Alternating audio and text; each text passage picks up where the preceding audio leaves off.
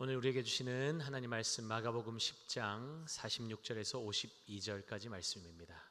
마가복음 10장 46절에서 52절까지 말씀, 신약성경 73면에 있습니다. 마가복음 10장 46절에서 52절까지 말씀, 우리 한 목소리로 함께 말씀 읽겠습니다. 그들이 여리고에 이르렀더니 예수께서 제자들과 허다한 무리와 함께 여리고에서 나가실 때에 디메오의 아들인 맹인 거지 바디메오가 길가에 앉았다가 나사렛 예수시란 말을 듣고 소리질러 이르되 다윗의 자손 예수여 나를 불쌍히 여기소서 하거늘 많은 사람이 꾸짖어 잠잠하라 하되 그가 더욱 크게 소리질러 이르되 다윗의 자손이여 나를 불쌍히 여기소서 하는지라. 예수께서 머물러 서서 그를 부르라 하시니 그들이 그 맹인을 부르며 이르되 안심하고 일어나라 그가 너를 부르신다 하매 맹인이 겉옷을 내버리고 뛰어 일어나 예수께 나아오거늘 예수께서 말씀하여 이르시되 내게 무엇을 하여 주기를 원하느냐. 맹인이 이르되 선생님이여 보기를 원하나이다. 예수께서 이르시되 가라 내 믿음이 너를 구원하였느니라 하시니 그가 곧 보게 되어 예수를 길에서 따르니라. 아멘. 우리 귀한 믿음의 지체들 인사 나누겠습니다. 함께 예배드리게 돼서 행복합니다. 주님을 기뻐하는 것이 우리의 힘입니다. 은혜 받으세요. 귀한 믿음의 지체들과 함께 예배드리는 것이 큰 기쁨입니다. 주님 기뻐하는 것이 우리의 힘 맞습니까? 오늘 주님으로 인해서 기뻐하고 즐거워하고 감격하는 우리 모든 구미강동교회 성도들 되시기를 예수님의 이름으로 축복합니다. 자기 목숨을 많은 사람의 대속물로 내어주시기 위해서 예수님은 예루살렘으로 묵묵히 올라가고 계십니다. 예수님께서 예루살렘으로 가시는 마지막 관문인 여리고를 지나가고 계십니다. 여리고는 과거 여호수아 시대에 파괴된 이 성읍을 재건하는 자는 저주를 받을 것이라 선언된 땅이었죠. 열왕기상 16장에 보면 훗날 히엘이라는 사람이 여리고를 건축하다가 말씀을 어기고 여리고를 건축하다가 맏아들과 막내 아들을 잃음으로써 그 말씀이 성취되었듯이 여리고는 하나님의 저주와 심판을 상징하는 장소였습니다. 하지만 예수님 시대의 여리고는 헤롯 대왕의 화려한 겨울 궁전이 들어서 있었고 종려나무와 향유가 무성한 풍요로운 휴양 도시로 번성해 있었습니다. 사람들은 세상의 물질적 풍요와 삶에 만족하면서 자신들의 영적인 필요를 전혀 느끼며 살지 못했을 것입니다. 세상의 풍요가 그들에게 복이 되었던 것이 아니라 오히려 그들의 영적인 눈을 가려서 구원자 되시는 예수님을 알아보지 못하게 만드는 영적인 저주가 되었던 것입니다. 그러나 모두가 세상의 번영에 취해 있을 때 단 한 사람만은 화려한 도시 한복판에서 무너진 자신의 절망적인 인생을 직시하고 있었습니다. 세상의 풍요로도 채울 수 없는 영적인 빈곤을 깨달은 그는 자신의 삶이 재건되기를 간절히 소원하며 지나가시는 예수님을 향해서 소리칩니다. 다윗의 자손 예수여 나를 불쌍히 여기소서. 그는 디메오의 아들 바디메오입니다. 그는 앞을 볼 수가 없습니다. 그가 태어날 때부터 앞을 볼 수 없었는지 아니면 질병이나 불의의 사고로 맹인이 된 것인지는 알 수 없습니다. 그러나 당시 맹인은 죄에 대한 벌을 받은 자로 인식되었기 때문에 장애를 안고 있던 그가 사회에서 할 수 있는 일이라고는 구걸 외에는 없었을 것입니다. 앞을 볼 수 없으니 모든 것을 귀에 의지하며 살았겠죠. 사람들이 무엇을 말하고 있는지 사람들의 그 말에 온 마음과 생각을 집중하고 살았을 것입니다. 지나가는 사람들에게 불쌍하게 여김을 받아야만 한 푼이라도 벌 수 있었겠죠. 그러니 지나가는 사람들의 비위에 맞추기 위해서 그가 얼마나 많은 노력을 했겠습니까? 어느 날 바디메오의 귓가에 나사렛 예수님이 여리고에 오셨다는 소식이 들려옵니다. 나사렛은 인기가 없던 지역 아닙니까? 빌립이 친구 나다나엘에게 자신이 선지자를 만났으니 와서 보라고 초청할 때 나다나엘이 뭐라고 말했습니까? 나사렛에서 무슨 선한 것이 날 수 있겠냐고 비아냥거리지 않았습니까? 그러니 예수님을 칭할 때 나사렛 예수, 이 나사렛이라는 수식어를 붙인다는 것은 그리 긍정적인 의미가 아니었죠. 오히려 경멸에 더 가까울 것입니다. 그런데 바디메오에게 예수님은 그저 나사렛 예수 정도가 아니었습니다. 그에게 예수님은 다윗의 자손 예수입니다. 그는 성한 두 눈을 가지고 예수님이 일으키시는 기적의 현장에서 그 기적을 보았고 하나님 나라에 대한 가르침을 받았던 제자들보다 예수님에 대해 더 명확한 이해를 가지고 있습니다. 마가복음 8장 18절에 주님은 제자들에게 눈이 있어도 보지 못하고 귀가 있어도 듣지 못하느냐라고 책망하셨는데, 바디메오의 모습은 주님께 책망받았던 제자들의 모습과 너무나 상반되지 않습니까? 눈이 있다고 다 보는 것이 아니라는 것이죠. 귀가 있다고 다 들을 수 있는 것이 아니라는 것입니다. 그러니 바디메오 사건을 통해서 주님께서 지금 우리에게 가르치시는 것이 무엇입니까? 무엇을 보고 무엇을 듣고 있느냐는 것입니다. 무엇을 보고 무엇을 듣고 있느냐? 무엇에 주목하고 있느냐? 주님을 만나는 이 예배의 자리에서 여러분 주님의 구원을 보고 있습니까? 구원의 주님을 보고 계세요? 나를 향한 주님의 뜻이 무엇인지를 듣고 계십니까? 그것에 주목하고 계십니까? 우리는 무엇을 주목하고 무엇에 귀 기울이며 살고 있습니까? 혹시 예수님 곁에서 예루살렘으로 함께 동행하고 있지만 전혀 다른 꿈을 꾸면서 예수님을 통해서 얻게 될 현세의 유익과 성공, 십자가 없는 영광을 구하고 있지는 않습니까? 주님 분명히 말씀하셨죠. 나를 따라오려거든 자기를 부인하고 자기 십자가를 지고 나를 따를 것이니라. 다윗의 자손 예수여 나를 불쌍히 여기소서. 바디메오의 절박한 외침은 멈출 줄을 모릅니다. 사람들의 온갖 비난과 꾸짖음에도 그는 아랑곳하지 않고 더 소리 높여 예수님을 부르고 있습니다. 지금 바디메오를 꾸짖는 사람들은 바디메오의 밥줄 아닙니까? 그들의 마음을 불편하게 만들고 밉보이면 밥줄 끊어지는 것은 시간 문제입니다. 그런데도 바디메오는 그들의 꾸짖음에도 멈추지 않는 것이죠. 그들의 인정을 구하지 않습니다. 예수님 만날 인생의 마지막 기회라고 생각했기 때문 아니겠습니까? 예수님께서 여리고를 벗어나신다면 그에게는 기회가 없다는 것을 그는 직감했던 것 같습니다.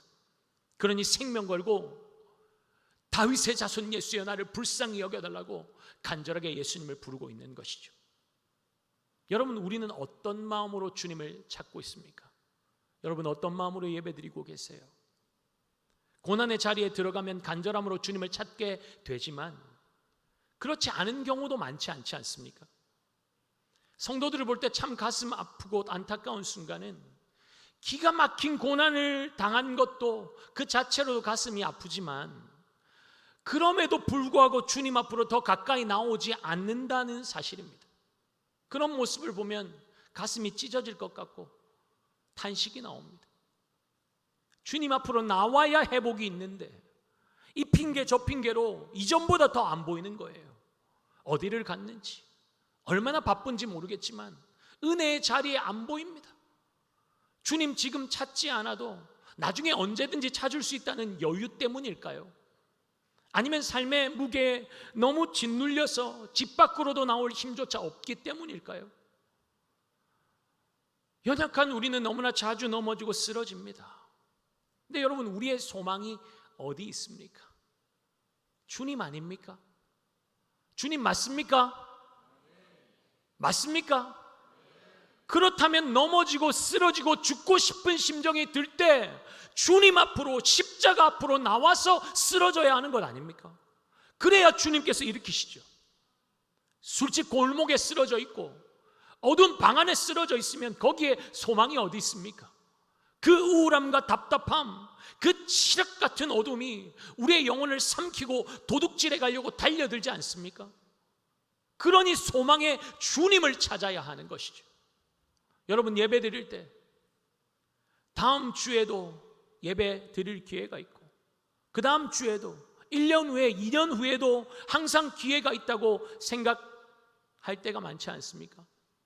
그런데 우리의 인생의 한치 앞을 어떻게 알 수 있습니까? 오늘 밤에 불러 가실지, 오늘 밤에 이불 덮고 잠자리에 들었는데 내일 아침에 그 이불을 걷고 일어나지 못할지 어떻게 알 수 있어요? 여러분, 이 예배가 우리 인생의 마지막 예배라면 여러분 어떤 마음으로 예배 드리실 것 같습니까? 정말 지금처럼 예배 드려도 괜찮을까요? 지금 이 모습 이대로, 이 상태로 주님 앞에 서도 괜찮으시겠습니까? 질문해 보셔야 돼요. 질문해 보셔야 돼요. 이런 질문 던지면 뭐 그렇게까지 심각하게 이야기하나 아무렇지도 않게 여기는 분들이 계실지도 모르겠지만, 어떤 분은 정신이 번쩍 드는 분도 계실 것입니다. 주님이 깨달아 알게 하시기 때문이죠. 아이쿠, 정말이네. 이렇게 뜨뜨미지근하게 예배드리다가 큰일 나겠네. 주님, 나를 불쌍히 여겨 주시옵소서. 정신 바짝 차리고 주님 찾지 않겠습니까? 우리의 예배가 정말 내 삶의 마지막 예배처럼 간절하게 드려지는 은혜가 있기를 예수님의 이름으로 축복합니다. 여러분, 예배 드릴 때마다 나는 매번 예배 드리니까 새벽 예배도 드리고 수요 예배도 드리고 금요 성령 집회도 드리고 주일 예배 드리니까 괜찮아. 아닙니다. 여러분, 그 예배가 여러분들의 마지막이라고 생각하고, 오늘 이 강단에서 마지막 선포하는 메시지라고 생각하고, 그렇게 우리가 주의 말씀을 받고 말씀을 전하고 말씀 앞에 선다면 어떨까요?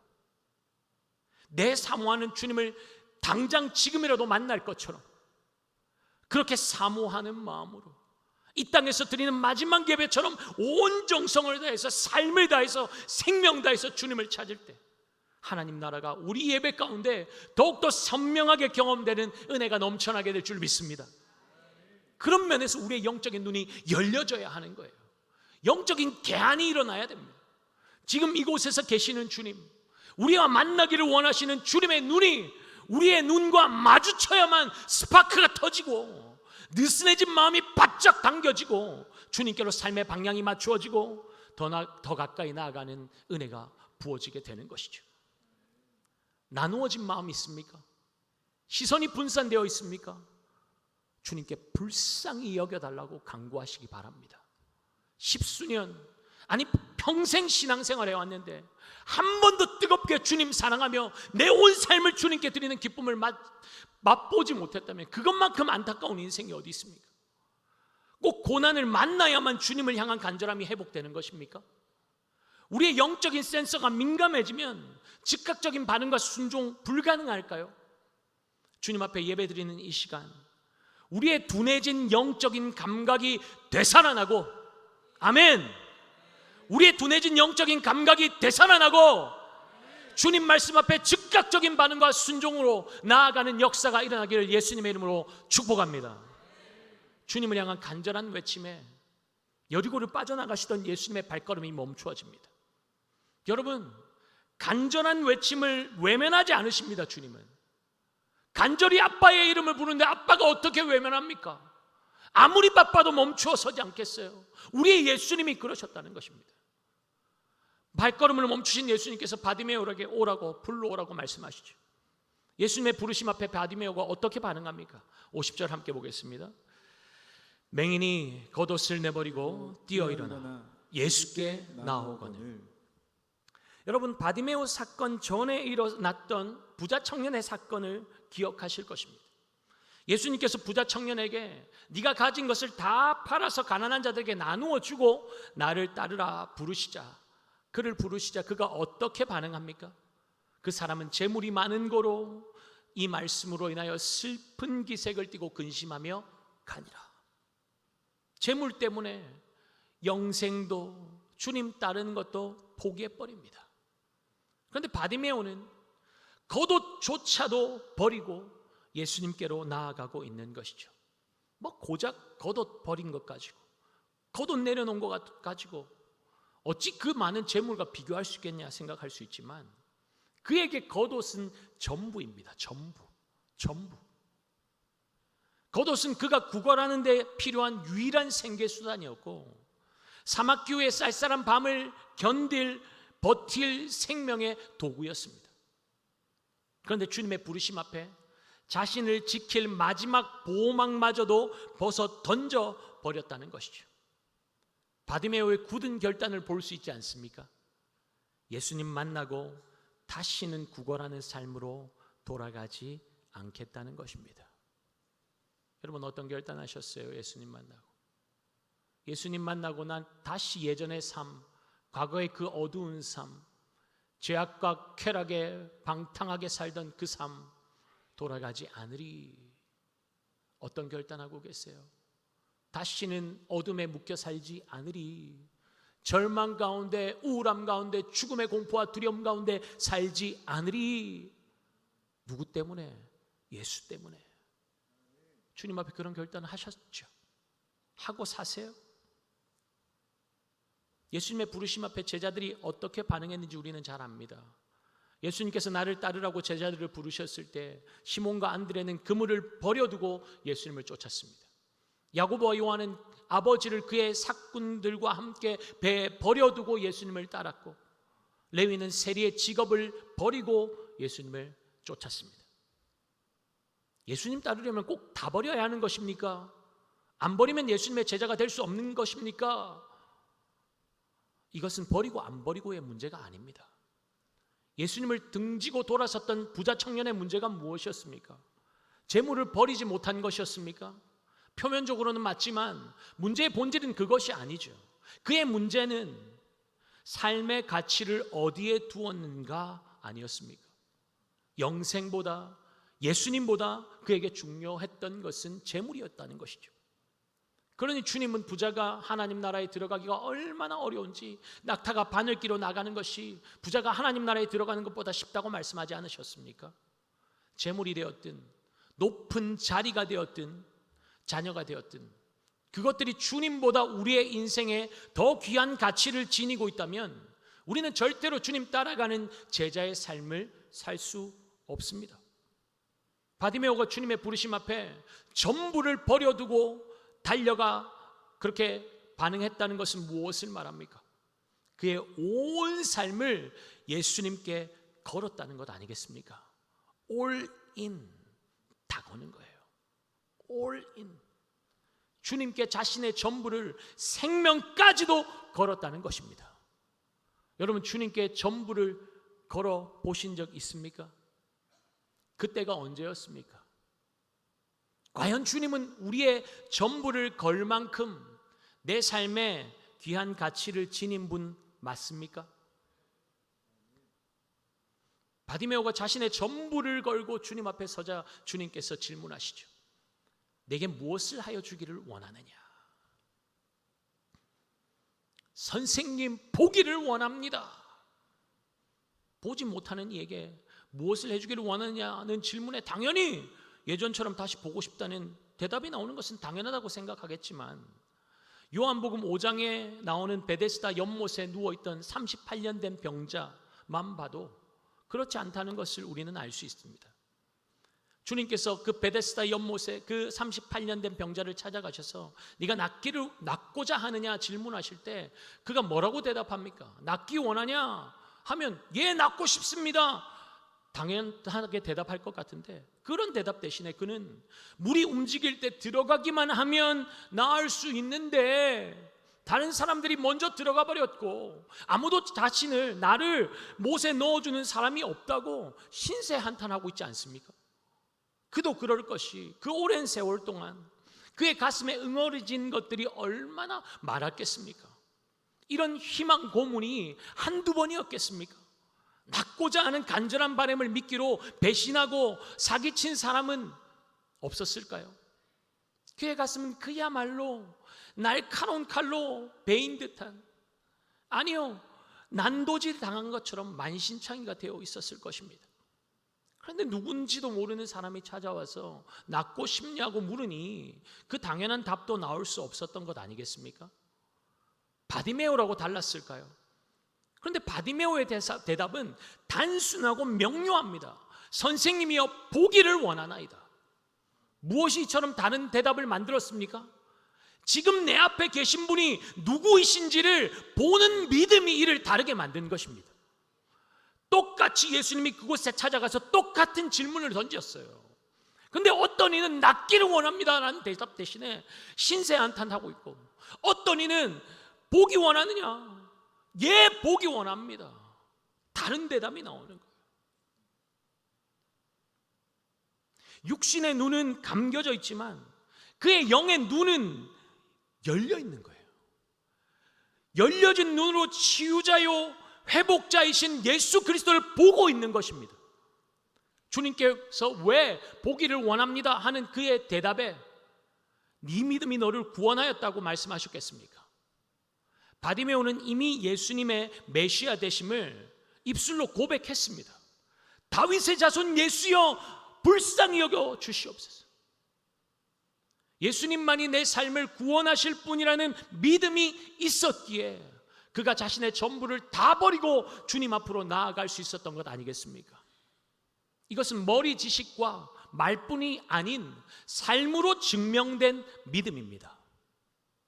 그러니 그를 향해서 주님은 영혼의 회복과 육신의 치유를 동시에 선포하고 계신 것이죠.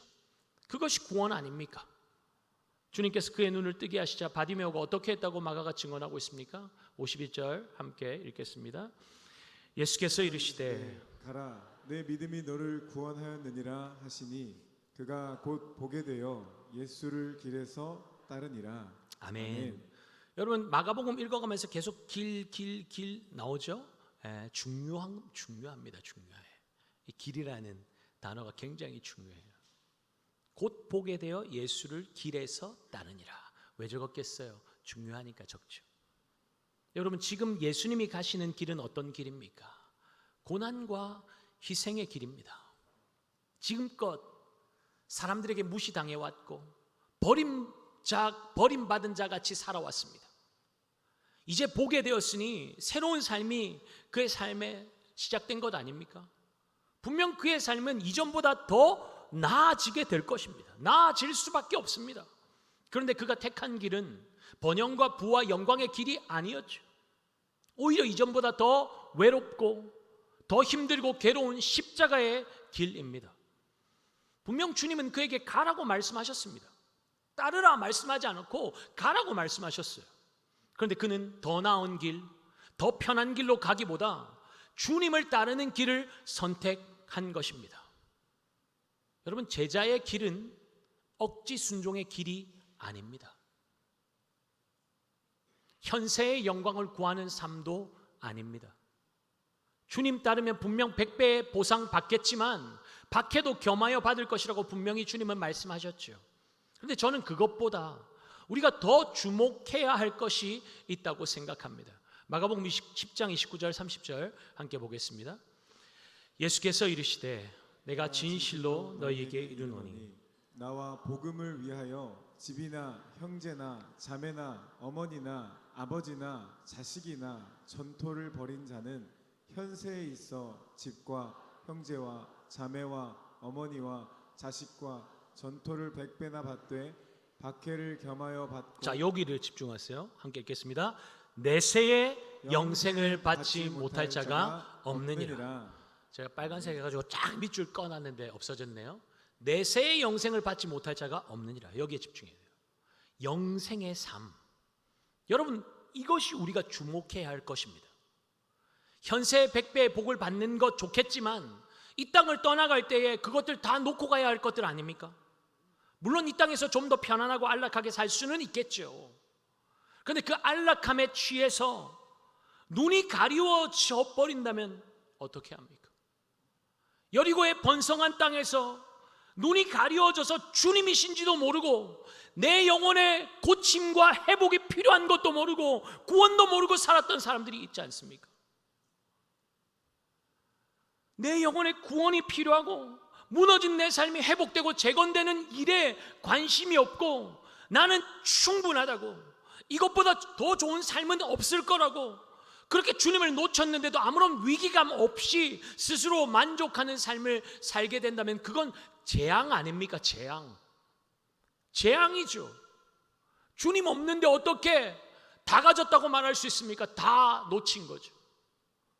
주님이 생명 되시는데, 주님이 없는데 뭐 가지면 우리가 행복합니까? 뭐 가지면 만족이 있어요? 그러니 눈이 가려져 버리면 현세에 있는 것들 붙잡고 나는 충분하다, 신앙생활이 아니라 종교생활 하면서도 나는 잘 믿고 있어, 복받을 자야, 그런 말도 안 되는 소리를 하는 거죠. 그건 재앙입니다. 재앙. 부자 청년의 그 많은 소유가 그의 눈을 가려버렸기에 그가 주님 안에 있는 영생을 포기하고 돌아서 버린 것 아닙니까?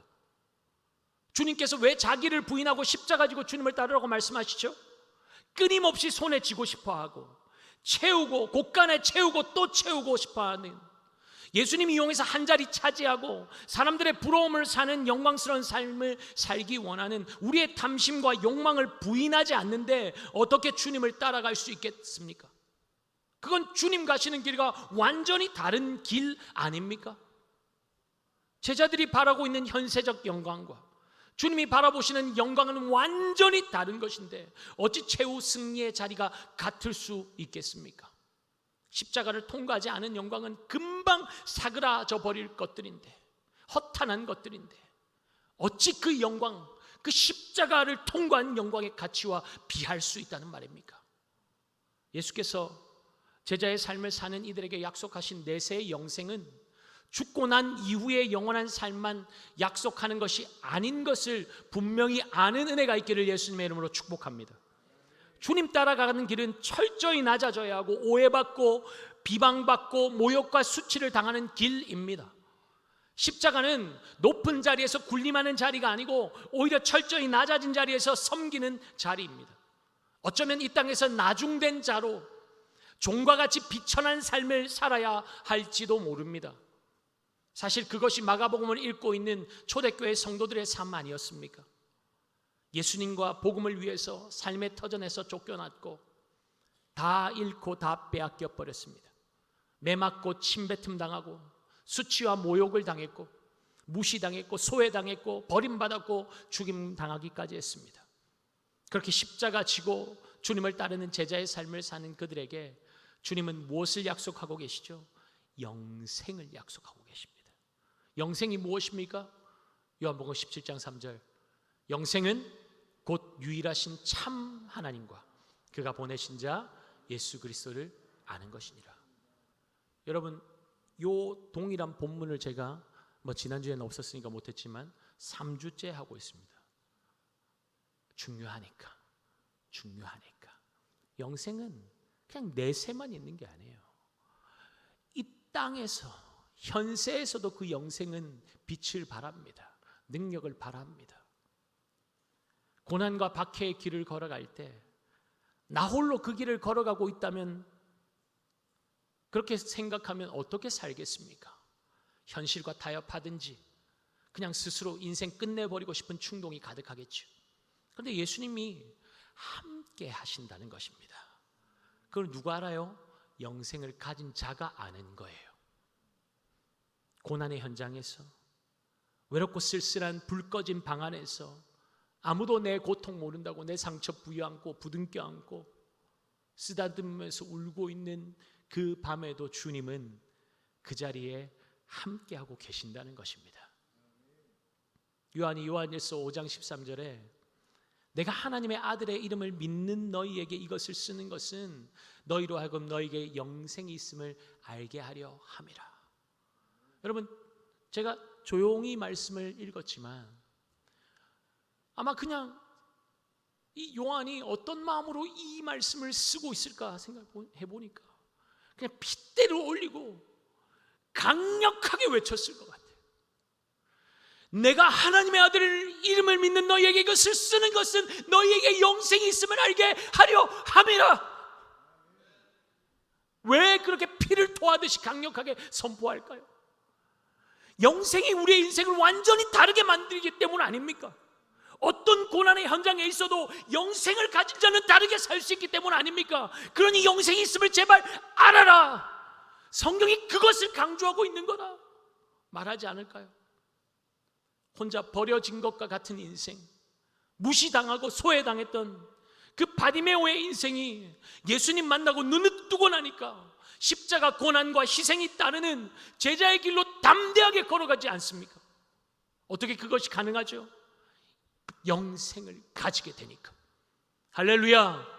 영생이 있으니까, 그 영생의 주님의 가치를 아니까 그 주님과 함께 담대하게 십자가의 길을 걸어가는 것입니다. 그게 제자의 길이라는 거예요. 그게 제자의 길이라는 것입니다. 사랑하는 여러분, 이 시간 우리의 눈이 열려서 주님 우리에게 주신 영생의 가치를 깨달아 아는 은혜가 있기를 예수님의 이름으로 축복합니다. 내세에만 필요한 게 영생이 아니고요, 그 영생은 지금도 우리에게 필요한 것이고 그 영생이 우리의 삶을 이끌어가는 것입니다. 아멘. 영생이신 예수 그리스도와 함께 걷는 길은 죽음도 생명으로 바꾸는 길 아닙니까? 고난과 아픔이 우리의 삶 가운데 있을 수 있지만 그 고난에서 건져내실 분은 예수 그리스도 아닙니까? 할렐루야. 할렐루야. 예수님께서 죽음을 정복하셨는데 여전히 우리는 죽음을 두려워하며 살죠. 사망이 우리를 집어삼킬 것처럼 맹렬하게 달려들고 우리를 두렵게 하고 위축시키지만 사망은 이미 우리 주님께 정복당했습니다. 나는 지금 죽어도 천국 갈 수 있습니다. 확신이 있습니까? 있습니까? 이쪽이 조금 작은 것 같은데 스스로 질문해 보세요. 여러분, 이건 다음 세대 아이들에게만 질문하는 질문이 아니에요. 이 땅을 살아가는 모든 인생이 매일매일 던져야 할 질문이에요. 나 지금 죽어도 천국 갈 수 있을까? 맨날 흔들리잖아요. 지난주에는 내가 믿음 충만해가지고 은혜 충만해가지고 당장 죽어도 천국 갈 수 있겠다 했는데 한 주 살다 보니까 넘어지고 제 가운데 빠지고 그러고 오니까 흔들려. 못 갈 것 같기도 하고. 몰라. 수십 년 신앙생활 했는데 지난주 다르고 오늘 다르고 확신이 계속 바뀌면 어떻게 합니까? 매일 질문해 봐야 되는 거예요. 그 확신의 근거가 뭔가도 질문해 봐야 돼요. 예수님을 나의 구원자와 주님으로 모셨다면 우리 안에 영생 있습니까? 아멘. 영생을 가진 자는 이 땅에서뿐만 아니라 죽음 이후에도 내 아버지 하나님 계신 천국의 삶을 영원토록 살게 되는 것을 믿으시기 바랍니다. 영생이 있으면 예수를 나의 구원자와 주님으로 모셔드렸다, 내 안에 예수님 계시고 영생이 있다면 지금 죽어도 어디? 천국입니다. 할렐루야. 이 땅에서도 천국의 삶을 사는 거예요.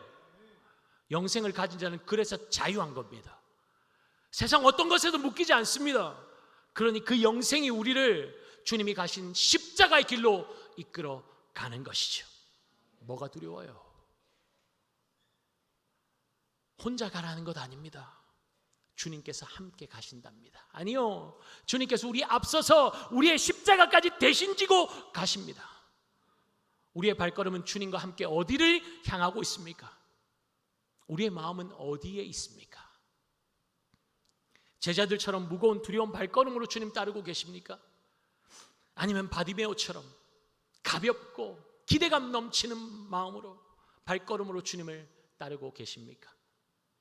주님 나와 함께 하시는데, 영생이 내 안에 있는데, 주님이 내 삶을 이끌고 계신데 우리의 믿음 생활이 무겁고 우울하고 암울하고 괴롭다면 우리의 마음이 어디에 집중되어 있는지를 살펴보아야 할 것입니다.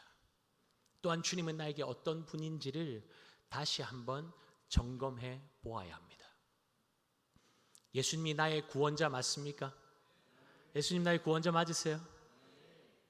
내 삶의 전부를 걸어도 아깝지 않은 분 맞습니까? 그렇다면 우리의 발걸음은 무거운 발걸음이 아니고 신나는 발걸음이 될 것입니다. 우리의 입술에 신음과 한숨이 아니라 감사와 찬양이 차고 흘러 넘치게 될 것입니다.